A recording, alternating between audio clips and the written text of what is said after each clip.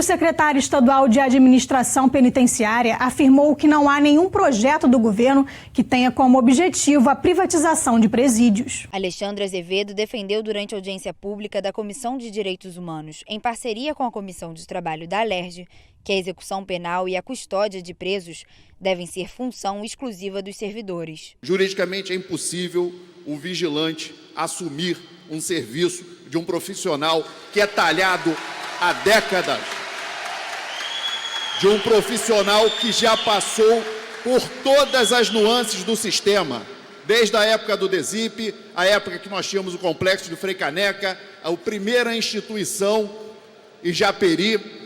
Então, a gente volta à pergunta: a quem interessa? Para o Ministério Público, uma parceria público-privada hoje exigiria triplicar o orçamento da Secretaria Estadual de Administração Penitenciária. O promotor Murilo Bustamante lembrou que atualmente um preso custa ao sistema prisional fluminense R$ 1.800 mensais. Já no modelo privado de Minas Gerais, por exemplo, cada presidiário custa R$ 4.500 por mês ao sistema. O promotor reforçou que o Ministério Público não se posiciona nem a favor e nem contra a privatização, mas que a legislação exige um estudo técnico que demonstre as vantagens e as consequências dessa parceria. O sistema prisional precisa de mudanças, precisa de melhoras para ele ser funcional, ele cumprir o seu objetivo, a sua missão. Precisamos estudar alternativas. O modelo de gestão pública é falho, o que pode melhorar? O modelo de parceria público-privada é interessante? Quais são as suas vantagens? Quais são os seus obstáculos? Tudo isso é baseado em dados, informação, e não uma opinião de time de futebol, sou a favor, sou contra. Precisamos de estudos. Esses estudos competem ao Poder Executivo. E ele tem que apresentar. Não foram apresentados até agora. Jaqueline Peixoto representou os familiares dos presos na audiência pública. Segundo ela, que visita com regularidade as penitenciárias do Rio de Janeiro, um dos principais problemas é a sobrecarga dos agentes penitenciários e a falta de contratações, principalmente na área de assistência social. A falta de psicólogos, médicos, remédio, porque a medicação comprada foi comprada em 2017 e hoje nas unidades está com falta de medicações, principalmente medicações psicotrópicas, fazendo com que os familiares levem receita. Mas quem vai dar receita para um familiar, para um preso, se ele está preso? A deputada Mônica Francisco disse ser contra a privatização e que é essencial lutar contra a precarização do trabalho de servidores e agentes penitenciários. No momento em que os trabalhadores e servidores públicos de diversas categorias, e essa categoria especial, com todas as suas especificidades, numa atividade extremamente delicada, com alta periculosidade, que exige uma técnica, exige experiência, exige toda uma formação, não pode de maneira nenhuma ser prescindida em detrimento de uma precarização em vias de privatização do sistema penal e extinção do cargo de agente penitenciário. É uma insanidade, além de uma inconstitucionalidade. O objetivo da audiência desta quinta-feira foi debater o projeto de lei do deputado Rosenberg Reis, que pretende autorizar o Poder Executivo a firmar uma parceria público-privada para a construção e administração de estabelecimentos penais. A presidente da Comissão de Direitos Humanos, deputada Renata Souza, defendeu que é dever do Estado preservar o direito à ressocialização. Se privatizar, o Estado está abrindo mão de algo que é fundamental, que é a ressocialização dos presos e a garantia de dignidade humana também para os trabalhadores e agentes do sistema penitenciário. Então, a gente está fazendo esse debate porque é fundamental que reconheçamos o trabalho desses profissionais dentro do sistema e que o Estado se coloque contra a mercantilização daquilo que é um trabalho que é fundamental. O ex-diretor de investimentos do Rio Previdência defendeu a negociação de ativos da instituição através da chamada Operação Delaware, durante a oitiva da CPI que investiga as operações financeiras do fundo. Na chamada Operação Delaware, títulos do Rio Previdência foram emitidos no mercado internacional, deixando aos investidores o direito de receber futuramente as receitas dos royalties de petróleo. A iniciativa já recebeu diversas críticas em audiências da CPI, principalmente com relação às cláusulas do contrato, que definiram prioridade de pagamento da dívida para as empresas estrangeiras sobre a União. Outra cláusula criticada foi a que definiu a queda do preço do petróleo como quebra de contrato e que aumentava o percentual de juros da operação, considerado desproporcional pelos integrantes da comissão.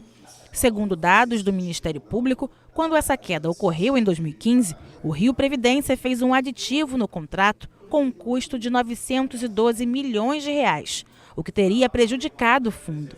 Outros aditivos já foram realizados depois disso. Ainda assim, o ex-diretor de investimentos do Rio Previdência considerou que a operação foi um bom negócio. Para ele, não era possível prever as mudanças que aconteceriam nos anos seguintes. A gente foi chamado para fazer uma captação de recursos com base em royalties, que já estava aprovada dentro do orçamento do Estado do Rio de Janeiro.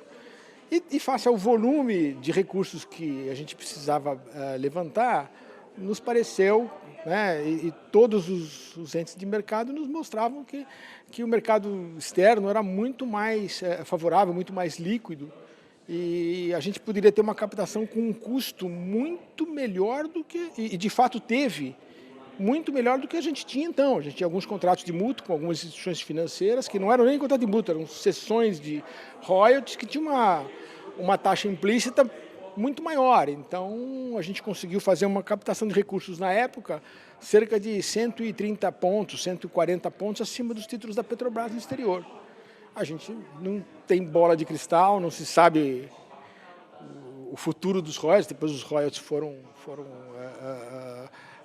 o preço do petróleo caiu demais, mas foi uma operação que seguiu todos os parâmetros de mercado. Segundo o presidente da CPI, deputado Flávio Serafini, os integrantes da CPI ainda têm dúvidas se a Operação Delaware foi legal. E pensar uma forma de anular esse processo pode ser um caminho que a comissão vai seguir a partir de agora. Essa operação como um todo se assentou numa legalidade muito questionável, né? E como a gente entende que essa operação hoje é fundamental para as dificuldades de equilíbrio financeiro que o Rio Previdência enfrenta, acho que hoje, a partir dessa audiência, a gente sai com um caminho mais claro no sentido de que pensar a possibilidade de nulidade dessas operações é fundamental para a saúde financeira do Rio Previdência e para a saúde financeira do Estado do Rio de Janeiro. A Comissão de Esportes da Alerj realizou audiência pública com a presença do presidente em exercício da Suderj.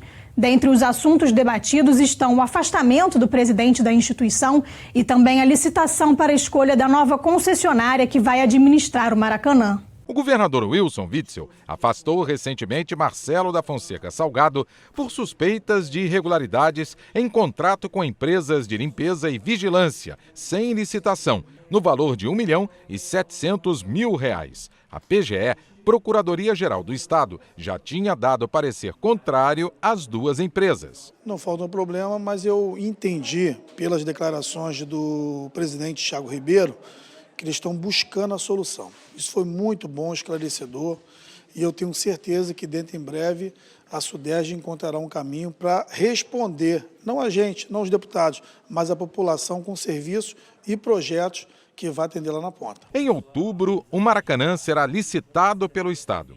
Atualmente, o consórcio formado por Flamengo e Fluminense é responsável por administrar o estádio e o Maracanãzinho.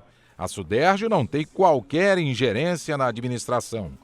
Um outro local que vai à licitação, mas no ano que vem, é o Estádio de Remo da Lagoa. Atualmente, a Superintendência de Esportes recebe de aluguel R$ 126 mil por mês, valor considerado baixo. Nós estamos analisando esse processo e vamos tomar a medida necessária de acordo com a orientação da Procuradoria, né? Mas a gente tem um entendimento que o valor pago hoje lá é muito baixo do valor de mercado. Então a gente tem um entendimento que deve sim se equacionar ao valor ideal praticado no mercado nos dias de hoje. A Suderj tem enfrentado dificuldades na administração dos equipamentos esportivos. Desde 2014, a autarquia teve o quadro de funcionários reduzido. A área de licitação passou para a Secretaria de Esportes, mas a atual administração já tem um plano para resolver os problemas. A gente tem hoje a consciência do secretário em buscar solucionar esse problema, e a gente já está começando já a criar dentro da própria SUDERJ, com a ajuda da secretaria, esses departamentos, dando mais independência, mais autonomia para o trabalho da SUDERJ. Pelo que ele falou, ele está buscando, junto ao governo do Estado, Secretaria de Esporte, orçamento para poder complementar o quadro dele de funcionários. A partir daí, acredito que ele não consegue fazer isso esse ano, colocar na LDO desse ano, para que o ano que vem ele consiga ter o quadro dele, ter as pessoas realmente para os departamentos adequados para ele tocar a SUDERJ, que é um órgão muito importante da Secretaria de Esporte. O estádio Célio de Barros segue sem a pista de 400 metros. A de aquecimento foi recuperada. A ideia é que a partir de 2020 o local seja reaberto com tudo funcionando. Mas será preciso realizar parcerias tanto com o governo federal quanto com empresas privadas para isso acontecer. Ou então outro tipo de parceria com outras secretarias do governo do Estado, até mesmo com o Legislativo, mas o ideal é a gente buscar junto ao governo federal esse aporte para poder a reconstrução desse estádio tão importante, palco de tantos momentos importantes para o esporte brasileiro. A comissão decidiu convidar na próxima audiência pública o secretário estadual de Esportes, Felipe Bournier, para esclarecer como andam os processos de licitação de novas empresas para a área administrativa e esclarecer os motivos do afastamento do presidente da SUDERJ. Agora é o momento de conferir as dicas do nosso guia cultural.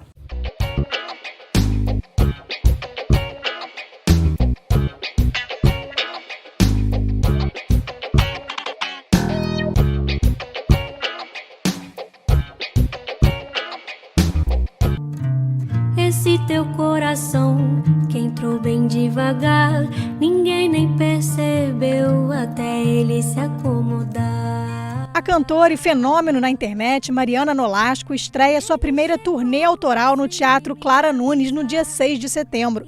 A noite garante sucessos como Poemas que Colori, Que Seja Para Ficar e Sons de Amor, incluindo exibição em primeira mão do clipe Planeta Borboleta. Os ingressos custam a partir de R$40. A paz que Deus me trouxe é a paz que...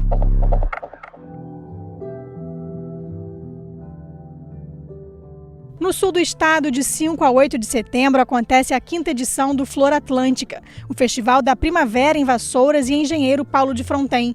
O evento reúne música, gastronomia de flores, exposições sobre a natureza e conversas sobre ecologia. A abertura acontece com um show gratuito de Tony Garrido na Praça de Vassouras. Vambora, rapaziada! Esse aqui é o Ferrugem em Casa. Então vambora, geral! Laia, la, laia, la, laia, la, laia, la, laia, la, laia. Neste domingo, a partir das 2 da tarde, a Zona Oeste recebe mais uma edição da festa Ferrugem em Casa. Desta vez, o cantor recebe, na quadra da Escola de Samba Mocidade Independente do Padre Miguel, o príncipe do pagode Reinaldo com uma super feijoada. Os ingressos custam a partir de R$20. Que eu não queria, que manchou meu coração. Pernambuco me deu maracatu, é o baque virado feito samba. Vem dormente na folha de jambu, pimenteira embolada de arte. Nego Álvaro comanda a roda de samba no projeto Lagoa Samba Roots neste sábado a partir das 3 da tarde. E no dia 6 é a vez da sambista Dandara Alves se apresentar. Vem pro samba que o pé não vai doer. Não te dando mais o meu amor. Mesclando influências do pop, lo-fi, música brasileira e RB, o cantor e compositor Léo Soma volta a Áudio Rebel em Botafogo com seu novo show no dia 4 de setembro, a partir das 8 da noite. O ingresso custa R$20. Na região metropolitana tem a 5ª edição da Marejada Cultural de Itaipu e Niterói neste fim de semana. Além da cozinha típica, a festa conta com música, corridas de barcos, futebol, gincana e muito mais.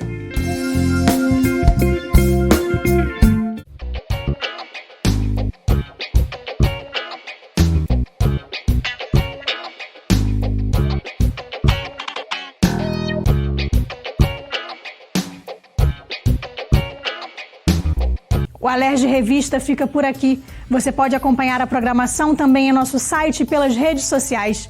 TV Alerj, o canal do povo.